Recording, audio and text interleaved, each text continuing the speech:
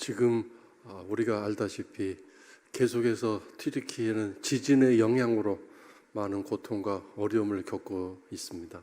전 세계 모든 사람들이 후원금을 보내고 물품을 보내서 격려와 위로를 주고 있는 중인데, 얼마 전에 영상 하나를 보고 제가 참 충격을 받았습니다.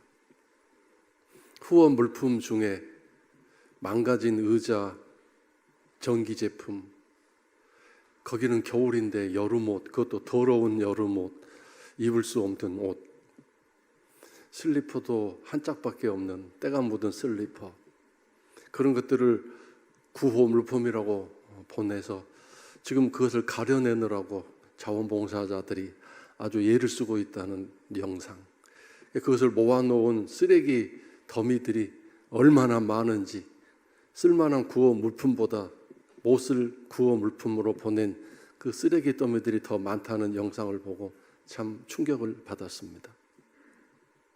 사람은 왜 그러는 걸까요? 그 이유는 한 가지라고 생각합니다. 마음이 그러니까 그런 것들을 구호 물품으로 내놓은 것 아니겠습니까? 마음이 착하고 아름다우면 절대로 그런 것을 구호 물품으로 내놓지 않을 것입니다. 구호 물품으로 내놓는 것이 아니라 자기 집안의 쓰레기를 청소하는 기회로 삼은 것 같지 않습니까? 맞는 얘기, 옳은 얘기를 꼭 사람 기분 나쁘게 하는 사람이 있습니다. 우리는 그런 경우 그 맞는 소리, 옳은 말을 잔소리로 여길 수밖에 없지요. 왜 그렇게 사는 걸까요? 그것은 그 사람 마음이 그렇게 되어 있기 때문에 옳은 소리하고 맞는 소리 하면서도 사람 기분 나쁘게 하고 사람에게 상처 주는 일을 할 수밖에 없는 것 아니겠습니까? 그래서 이런 경우를 모국어를 한다고 심리학에서 말합니다. 모국어. 외국어를 하는 경우는 마음이 그런데도 아닌 것처럼 바꾸어서 하는 경우, 이것은 외국어이고, 마음에 있는 그대로가 밖으로 나오는 것, 그것이 모국어를 한다고 말합니다. 지난주 마태복음 우리가 12장을 묵상했는데 12장 34절에서 예수님이 이렇게 말씀하셨어요. 바리새인들을 향해서 아주 무섭게 말씀하셨습니다. 독사의 자식들아, 너희는 독사의 그 악을 가지고 있으니 어떻게 선한 말을 할 수 있겠느냐? 말을 예쁘고 아름답게 할 수 있겠느냐? 이는 마음에 가득한 것을 입으로 말하는 것 아니겠느냐? 자, 그리고 35절에서 선한 사람은, 즉 아름답고 예쁜 사람은 그 마음속에 쌓은 아름답고 좋은 선에서 그 아름답고 좋은 선한 것을 내고, 악한 사람은 그 한순간 악해서가 아니라 계속 그 마음속에 쌓여져 있는 악에서 악한 것이 나오는 것뿐이다 라고 말씀하셨습니다. 저는 이 말씀을 묵상하면서 말을 예쁘게 아름답게 하는 사람은 마음이 원래 그래서 그렇게 말을 할 수 있는 거구나를 알게 됐고 생각해 보았습니다. 성도 여러분, 우리는 아름다운 말 그리고 예쁜 말을 하며 살아가야 할 사람들 아닙니까? 그것은 말만 아름답고 예쁘다는 것이 아니라 마음이 그렇게 아름답고 예쁘다는 증거가 되기 때문입니다. 오늘은 이 부분을 하박국서를 통해서 여러분과 함께 신앙적으로 은혜를 나누는 시간 가지려고 합니다. 먼저 오늘 모든 설교의 핵심적인 주제는 이겁니다. 내 마음이 악기라면, 내 마음에 노래가 흘러나오는 아름답고 착한 마음이라면 얼마나 좋을까, 이것입니다. 내 마음이 악기라면, 내 마음에 음악이 늘 흘러나온다면 얼마나 좋을까. 하박국은 2600여 년 전에 남쪽 유대에서 살았던 사람입니다. 그 사람이 어떻게 활동했는지, 고향이 어디인지 자세하게 알 수 없습니다. 단지 그가 하나님의 지시를 받아 쓴 하박국이라는 책 한 권밖에 없는데, 이 하박국은 3장으로 되어 있습니다. 1장은 하나님께 대한 질문, 2장은 하나님께 대한 질문에 기다리는 하박국의 간구, 3장은 하나님을 향한 노래로 기도로 되어 있습니다. 자, 1장에서 하박국은 하나님께 질문을 던집니다. 아주 심각한 상처와 아픔을 가지고 하나님께 질문을 던지는데 1장 2절에서 이제 하박국은 이렇게 하나님께 질문을 던집니다. 우리 다 같이 한번 같이 읽겠습니다. 여호와여, 내가 부르짖어도 주께서 듣지 아니하시니 어느 때까지리이까? 내가 강포로 말미암아 외쳐도 주께서 구원하지 아니하시나이다. 지금 하박국이 본 이스라엘은 엉망진창입니다. 망가질 대로 망가졌습니다. 부패와 불의와 부정이 가득합니다. 도대체 하나님 믿는 백성들이 사는 나라라고 바라볼 수 없는 너무도 강포함과 횡령과 폭행과 수많은 악함들이 가득해 있습니다. 모든 백성이 다 똑같습니다. 그래서 너무도 마음이 아프고 괴로워서 하나님께 질문을 한 거죠. 하나님, 도대체 왜 이 나라를 이토록 이렇게 내버려 두십니까? 이건 더 이상 누구 사람으로 고칠 수 있는 상황이 아닌데 이 나라가 하나님 백성, 하나님 나라 아닙니까? 그런데 왜 이토록 그냥 방치하고 내버려 두십니까? 도대체 이 땅 어디에도 사랑이 없고 정의와 올바름이 없는 그런 악함과 어둠이 가득한 이 나라 아닙니까? 더 이상 견딜 수 없는 막막함과 절망 속에서 하나님, 이 나라를 구원해 주세요. 도와주세요. 물론 자기 스스로도 그런 불의와 부정 속에서 손해도 입고 어려움도 겪기도 했을 것입니다. 자기 가족들도 그런 어려움을 겪기도 했을 것입니다. 하나님은 뭐하고 계시는가 외쳐 소리를 지르고 하나님께 질문했습니다. 하나님이 답변을 해 주셨는데 이렇게 답을 하셨습니다. 내가 갈대아 사람 바벨론이라는 나라를 세워서 그 나라가 얼마나 강력한지 어떤 나라든 그 앞에서 바람 앞에 나뭇잎처럼 흔들려 날아가게 될 것이고 그 바벨론은 얼마나 힘이 센지 그 나라를 움켜쥐고 맹수가 먹이를 먹는 것처럼 잡아먹게 될 것이다. 내가 그렇게 일을 할 것이다. 그런데 그 바벨론이 결국은 남쪽 유다도 그렇게 잡아먹을 것이다.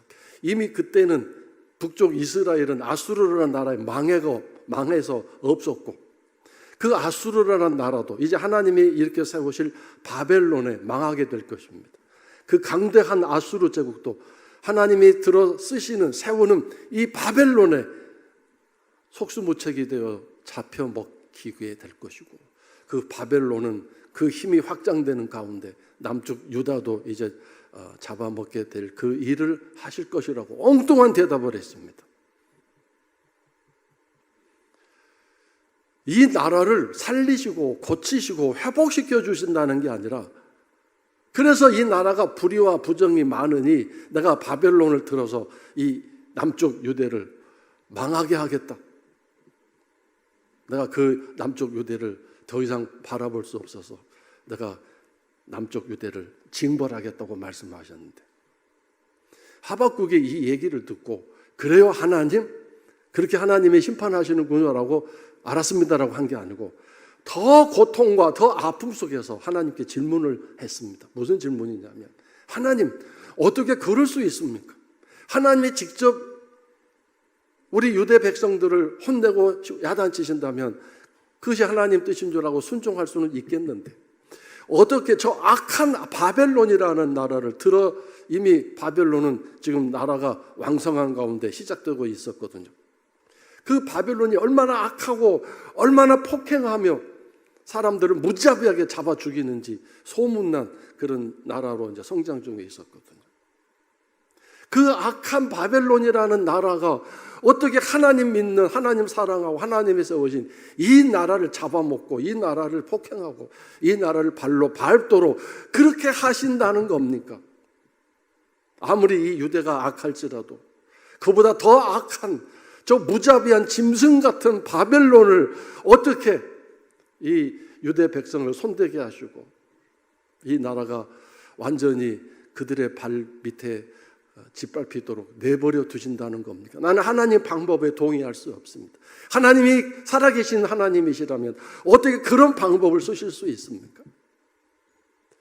유대가 악은 악이지만 그보다 더 악한 완벽한 악에 의해서 징벌을 받고 거기에 수치와 모욕을 당한다는 이 하나님의 방법에 저는 동의할 수 없습니다. 자, 하나님 답변해 주십시오. 이것이 하나님의 방법입니까? 그렇게 얘기를 하고 2장 1절을 보면 이렇게 하나님 앞에 얘기합니다. 내가 내 파수하는 곳에 서며 성루에 서리라. 그가 내게 무엇이라 말씀하실는지 기다리고 바라보며 나의 질문에 대하여 어떻게 대답하실는지 보리라 하였다. 이렇게 말씀하고 있습니다. 하박국이 원래 파수꾼이라는 직업을 가지고 있었는지 아니면 하나님 말씀을 기다리는 그의 심정이 밤에도 잠을 자지 않고 이렇게 불꽃 같은 눈으로 경계를 하고 집중하고 있는 파수꾼처럼 성루에 서서 이렇게 기다리는 심정으로 하나님의 응답을 기다리는 심정으로 그렇게 살겠습니다라고 비유적으로 한 건지는 모르겠지만 이 하박국이 하나님 앞에 2장 1절에서 지금 말하고 있는 핵심은 뭡니까? 기다리겠습니다. 기다리겠습니다. 하나님이 응답이 올 때까지 기다리겠습니다라고 하나님 앞에 지금 자신의 결심과 자신의 심정을 고백했습니다. 즉 이 말은 제가 절대로 포기하지 않겠습니다. 하나님의 응답이 분명히 올 텐데 그때서야 내가 어떤 결정을 내리겠습니다. 하나님이 그렇게 하시는 바벨론을 쓰시는 방법이 맞다고 말씀하신다면 또 그것이 아니라고 하신다면 내 말이 맞다면 어떻게든 하나님이 답변을 주실 때까지 제가 기다리겠습니다. 포기하지 않겠습니다. 이렇게 얘기했는데 저는 여기서 기다림이라는 단어를 생각해 봤습니다. 그래서 결국 신앙생활이란 기다림이라고 생각합니다. 기다리는 것이다. 신앙생활 잘한다는 것은 잘 기다리는 것이라고 저는 생각합니다. 왜냐하면 하나님은 우리를 기다리게 만드시는 분이기 때문에 그 기다림을 통해서 내 자신을 바라보게 하고 그리고 내 자신이 깎고 다듬어지게 만드시고 하나님이 어떠하신 분인가를 바라보게 하고 그 하나님을 소망하는 마음을 갖게 만드시기 때문입니다. 잘 기다리는 사람은 신앙생활을 잘하는 사람입니다. 누가 신앙생활 잘하는 사람입니까? 하나님을 잘 기다리는 사람이다. 이렇게 우리가 이 말씀을 통해서 깨달을 수 있습니다. 믿음으로 소망으로 기다려야 될 텐데 그래서 고린도전서 13장에서 사랑이란 무엇인가 15가지로 말씀을 하셨는데 그 15가지 사랑이란 이런 것이다 라고 설명하시는데 가장 첫 번째 나오는 것이 오래 참는 것이다. 사랑은 오래 참는다 라고 말씀하셨습니다. 자, 여기서 오래 참는다라는 말이 무슨 뜻일까요? 내가 참을 수 없을 때까지 참는 것, 이것이 오래 참는 것일까요? 그렇지 않습니다. 왜냐하면 사람마다 기다리는 수준이 기다리는 한계적인 상황이 다르기 때문입니다. 어떤 사람은 정말 성질 급해서 1분도 못 기다립니다. 어떤 사람은 좀 그래 느긋하게 기다린다고 하는 게 3분, 5분. 그 넘어서면 난리가 나고 폭발하게 돼 있습니다. 내가 기다릴 수 있을 때까지 기다리는 것, 내가 참을 수 있을 때까지 참는 것, 이것이 오래 참는 것이 아닙니다. 성경 말씀에서 말씀하시는 오래 참는 것이란 더 이상 참을 필요가 없을 때까지, 더 이상 안 참아도 될 때까지 기다리는 것입니다. 그러니까 기다린다는 건 내 편에서가 아니라 하나님 편에서를 말합니다. 자, 근데 여러분, 우리는 모두가 한계적인 수준을 가지고 있습니다. 어떤 사람은 정말 느긋해서 한 5일 정도까지 기다릴 수 있을지 모르겠습니다. 일주일 또는 한 달까지 기다릴 수 있을지 모르겠습니다. 근데 하나님이 응답을 한 달 만에 주실지, 한 시간 만에 주실지, 1년 안에 주실지 누가 압니까? 하나님의 응답이 올 때까지 기다려야 되는데, 나의 한계는 한 시간입니다. 한 달입니다. 내가 신앙이 정말 잘 훈련되어서 한 1년은 기다릴 수 있습니다. 그런데 1년 1개월 되면 어떡할 건가요? 여기서 문제가 생기는 거죠. 그래서 오늘 우리들에게 필요한 게 뭡니까? 평강과 그리고 하나님이 주시는 새 힘이 필요합니다.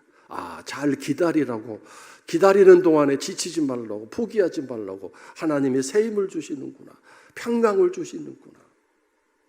하나님이 응답하실 때까지, 하나님이 일하실 때까지 기다릴 수 있는 그런 믿음과 내가 하나님을 신뢰하는 마음, 하나님을 앙모하는 마음, 흔들리지 않는 견고한 심지로, 마음의 굳은 마음으로 하나님을 바라볼 수 있도록 도와주세요. 이것이 오늘 우리들에게 필요함을 깨닫습니다. 그리고 우리가 기다릴 때 흔히 어떻게 기다립니까? 시간이 지체되면 딴 일을 합니다. 딴 것에 마음을 쏟고 딴 것에 우리가 거기에 관심을 갖습니다. 그러면서 기다립니다.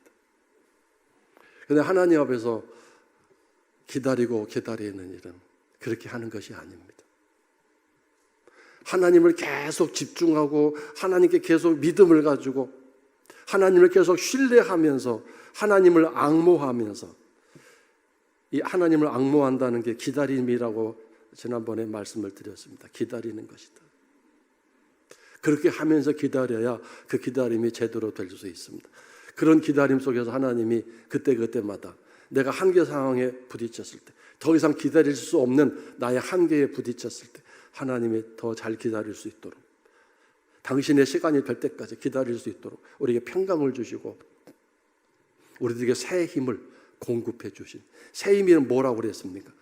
내 힘에 덕지덕지 달라붙어 있는 삶의 스트레스와 염려와 두려움을 하나님의 강력한 은혜의 스프레이로 다 이 슬러지를 다 씻어 깨끗게 해주신다는 것, 이것을 우리는 하나님을 통해 얻는 새 힘이라고 말씀을 드렸습니다.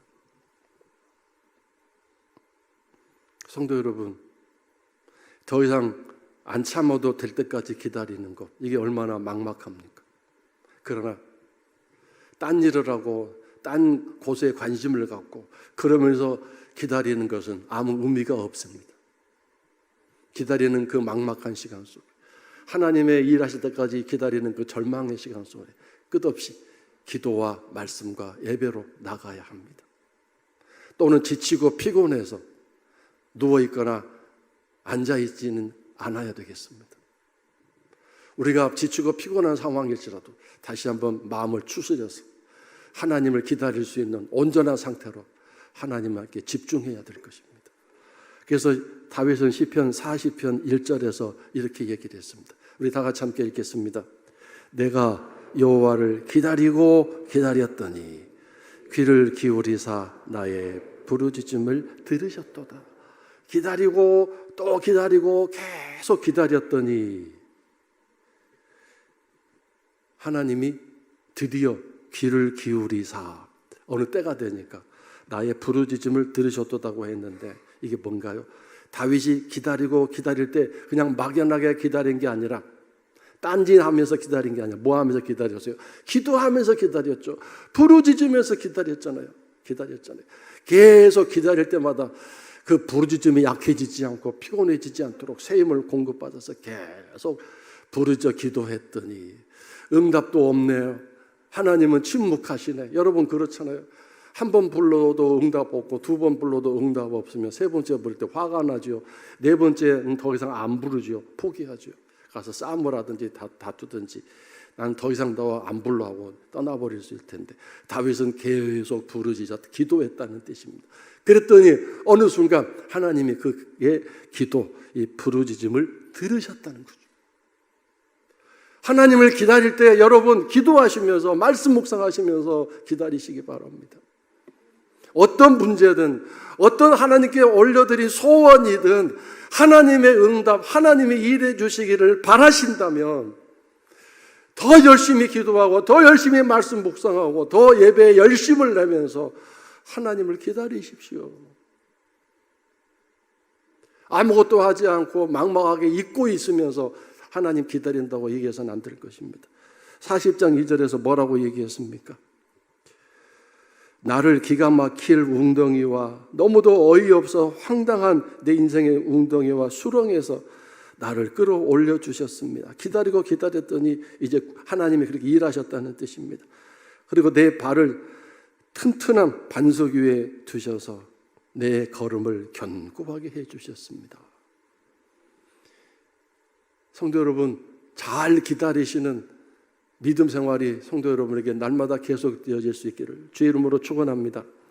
우리가 왜 기다립니까? 하나님은 살아계신 분이고 우리의 기도를 반드시 응답하시는 그런 하나님이시기 때문에 기다릴 수 있습니다. 하나님을 신뢰하고 하나님을 믿을 수 있기 때문에 기다리는 것입니다. 자, 이제 이렇게 2장 1절에서 하박국이 나 기다릴 거예요. 하나님 응답하실 때까지 내가 저 파수꾼의 모습으로 내가 저 성루 높은 곳에서 오직 하나님만 바라보면서 내가 기도하면서 하나님을 찬양하면서 내가 기다릴 거예요 라고 고백을 했는데 이 결심, 이 기다리겠다는 이 하박국의 진정성이 하나님께 통했는지 하나님이 답변을 주셨는데 3절에 이렇게 말씀하셨어요. 내가 이제 너에게 분명히 말하는데 내가 이 말하는 것, 묵시라고 말하고 계시라고 말합니다. 당 하나님 말씀하시는 게 계시고 묵시입니다. 앞으로 되어질 일을 말하는 거죠. 반드시 이루어질 것이다.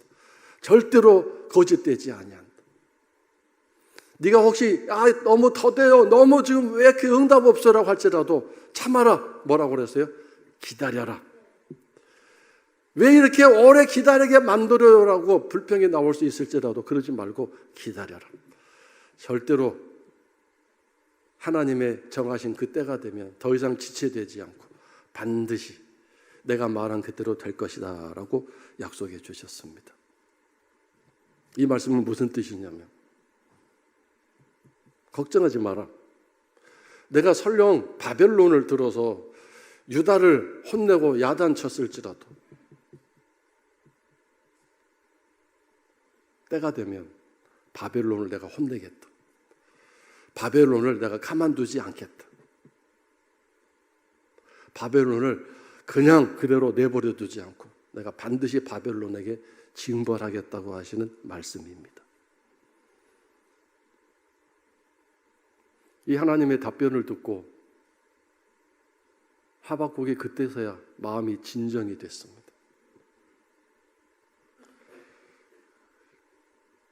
말씀이 또 계속 나오나요? 말씀이 왔다 갔다 혼자서 막 떴다가 가라앉다 이러네요.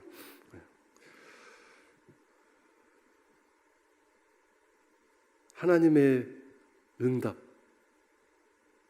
어느 때는 이해가 안 되고 하나님의 응답이 오히려 우리를 당황하게 만들 수 있을 것이 그럴 때가 있을 것입니다. 그러나 그때도 포기하지 마시고 계속 질문하십시오. 하나님께 물으십시오. 도대체 하나님 이게 뭡니까로 물으십시오. 절대로 포기해서는 안 됩니다. 그러면 하나님은 또 새로운 말씀으로 우리를 가르쳐 주시고 해석해 주시고 우리를 인도해 주실 것입니다. 하나님은 우리를 그렇게 한 단계씩 한 단계씩 이끌어 가시기를 원하시기 때문입니다. 하나님의 첫 번째 답변에 너무 황당하고 당황해서 하나님 이게 뭡니까? 라고 질문을 했고 그리고 하나님을 포기하지 않고 난 파수꾼처럼 기다릴 겁니다 라고 확실하게 하나님을 떠나지 않겠다고 고백을 했더니 하나님이 드디어 이 하박국의 마음에 궁금증을 풀어주셨습니다. 그래서 하나님 하신 일은 옳습니다. 하나님은 언제나 실수가 없으신 분입니다라고 그런 가운데서 이제 3장 1절이 나오게 된 것입니다. 3장 1절에 뭐라고 되어 있냐면 시기 온옷에 맞춘 선지자 하박국의 기도라 그렇게 되어 있습니다. 이 시기오롯이란 말이 뭐냐면 수금을 연주하는 그런 음악적인 부호, 음악적인 그 표시라고 해석합니다. 즉 수금을 어떻게 연주해라. 뭐 강하게 아니면 부드럽게 또는 빠르게 수금을 연주하는 방법, 그것에 대한 음악적인 부호라고 해석을 하는데 마지막에 뭐라고 되어 있어요? 하박국의 기도라. 시기오롯에 맞춘, 수금에 맞춘 하박국의 기도다. 이미 하나님의 응답을 받아서 어떻게 됐나요? 하박국의 마음의 불평과 절망과 탄식이 다 사라졌습니다. 그래서 그의 기도가 어떻게 된 거죠? 아름다운 음악 소리가 된 거죠. 아름다운 수금의 연주가 된 것이죠. 처음에 하나님께 질문한 거, 두 번째 하나님께 질문할 때 그 하박국의 기도는 불평과 절망과 한숨에 가득 찬 얘기였습니다. 근데 하나님의 응답을 듣고 하나님의 가르치심을 듣고 그가 기도할 때 이제 그 기도는 수금에 맞춰서 부를 수 있는 아름다운 노래가 되고 아름다운 음악이 되었다는 뜻입니다. 하박국은 2절에서 내가 하나님의 응답을 듣고 놀랬습니다라고 말합니다.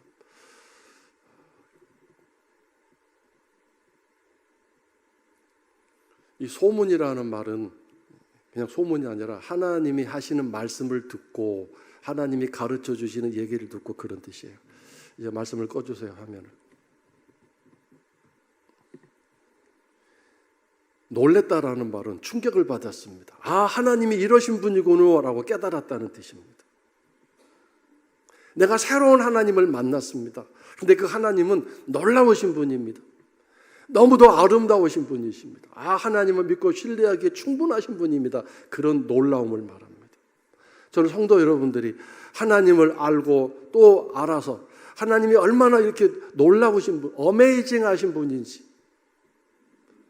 얼마나 신비로우신 분인지 그 하나님을 깨달아 알아가는 그런 하나님과 만남이 있게 되기를, 절망 속에서 절망으로 끝나지 마시고 피곤함과 연약함 속에서 그런 무너짐으로 우리들의 신앙이 끝나지 아니하고 그 가운데서도 너무도 놀라우실 수밖에 없는 그 하나님을 만나는 그런 시간들이 분명히 성도 여러분들에게 있게 되기를 주의 이름으로 축원합니다. 그래서 이제 그가 하나님께 기도하면서 하나님께 고백하는데 그 기도가 노래가 됐어요. 마음이 평화롭고 마음이 이미 아름다운 마음으로 변화가 된 것. 그래서 그 부르는 그 노래가 엄청난 아름다운 노래가 됐는데 17절은 정말 우리에게는 충격적인 내용의 노래입니다. 사실 저 말씀을 읽을 때 제가 고등학생 때 읽었는데 너무 두려웠습니다. 왜냐하면 저 말씀이 오늘날 우리들에게 적용되면 내 통장에 1원 한자 하나도 없고 그런 상황이 되고 내 옷장에 여름이 됐는데 입을 여름 옷이 하나도 없고 겨울이 됐는데 입을 겨울 옷이 하나도 없고 여름 옷만 입고 막 이런 상황이죠. 그 여름 옷도 구멍 쏙쏙 나고 낡아서 더 이상 입을 수 없는 누더기 같은 옷만 옷장에 가득해 있는 그런 상황을 한번 생각해 보세요.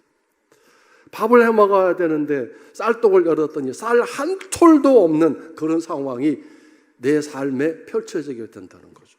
얼마나 무섭고 두려운 상황입니까? 저런 상황이 올까 봐 겁이 나는데 그런 상황 속에서 다윗은 뭐라고 얘기했습니까? 18절에서 나는 하나님을 찬양합니다. 하나님으로 인하여 즐거워합니다. 하나님만 계시면 됩니다라고 말했거든요. 그러니까 17절에 그런 상황이 내게 오면서 내게 18절처럼 그렇게 너 하나님을 찬양합니다. 그런 상황일지라도 나는 하나님을 노래합니다라고 그렇게 해야 된다고 하는 그런 일이 주어질까 봐서 겁이 났어요. 신앙생활에 겁이 났는데 그것은 강제적으로 의무적인 사항이 아니라 설령 내 삶에 17절과 같은 아무것도 없는 그런 상황이 되었다 할지라도 내 마음은 악기가 여전히 연주되는, 내 마음은 여전히 주크박스, 뮤직박스가 되어서 노래가 흘러나올 거예요. 하나님을 찬양하는 노래가 중단되지 않을 거예요. 나는 그렇게 살고 싶고 나는 그렇게 살 거라고 내가 다짐합니다. 왜냐하면 하나님은 멋지고 아름다우신 분임을 내가 알았기 때문입니다. 이렇게 하박국이 하나님 앞에 기도하고 찬양한 것입니다. 19절에서 하나님은 나의 힘이십니다. 나의 힘이 되셨습니다. 어떤 힘입니까? 나의 발을 사슴처럼 만들어 주셨습니다. 지금 절망과 어둠 속에 가득한 곳인데, 그래서 내가 힘이 빠져서 더 이상 걸어갈 수 없어 발을 질질 끄면서 그냥 어기적 가는 것이 아니라, 이 어둠 속에서 이 바위와 장애물이 많은 이 곳에서 저 바위를 날렵하게 뛰어다니는 사슴처럼 내 발을 그렇게 만들어 주셨습니다. 아니, 어둠 속에서 힘차게 어둠을 뚫고 달려갈 것입니다. 나를 나의 높은 곳으로 다니게 하셨습니다.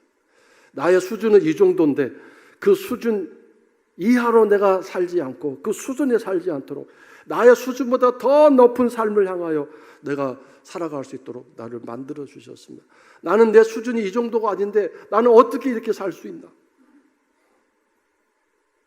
내가 보기에 너무도 내가 아름다운 삶을, 멋진 삶을 살고 있는데 말하는 것도 사람 대하는 것도 달라졌습니다. 나의 높은 곳으로, 나의 수준 그 이상으로 나를 이끌어 가십니다. 내가 지금 상황이 힘들고 어렵다고 그래서 내 수준 이하로 살아가는 일 많잖아요. 내가 힘들고 어려우면 사람이 수준 이하로 떨어지잖아요. 말하는 것도 행동하는 것도 그렇잖아요. 근데 이 처절한 상황 속에서 내 수준 이상으로 나를 이끌어 가실 것입니다. 이 노래는 성가대를 지휘하는 사람을 위해서 내가 수금으로 편곡해서 맞추었습니다. 그의 기도가 노래가 되고 성가대의 노래가 될 수 있는 편곡, 아름다운 음악이 된 것입니다. 성도 여러분 마음속에, 우리 마음속에 이런 아름다운 악기가, 아름다운 음악이 흘러나오는 뮤직박스가 될 수 있기를, 그런 은혜와 복을 받으시기를. 그래서 하나님의 평강과 하나님이 주신 새 힘을 통해서 늘 여러분 마음에 이런 아름다운 노래소리가, 음악소리가 늘 울려나는 멋지고 아름다운 성도 여러분의 삶이 될 수 있기를 주의 이름으로 축원합니다.